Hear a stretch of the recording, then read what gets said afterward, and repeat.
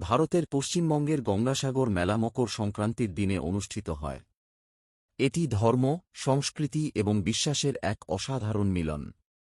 এখানে প্রকৃতি এবং আধ্যাত্মিকতার এক অনন্য সুর মেলে।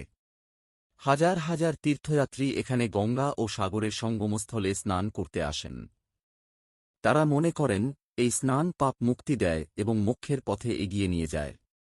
এখানে প্রাচীন কপিল মুনির মন্দির রয়েছে, যা মেলার অন্যতম মূল আকর্ষণ। সাধু সন্ন্যাসীদের উপস্থিতি এবং তাদের জ্ঞানের আলোচনা মেলাটিকে আরও গভীর করে তোলে। মেলায় ধর্মীয় কার্যক্রমের পাশাপাশি স্থানীয় শিল্পী ও নৃত্যশিল্পীদের পরিবেশনা এবং নানান রকমের খাবার ও হস্তশিল্পের দোকান ভক্তদের আনন্দ দেয়।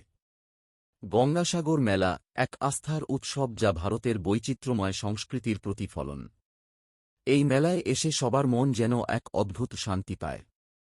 আপনি কি কখনো এই মেলায় এসেছেন?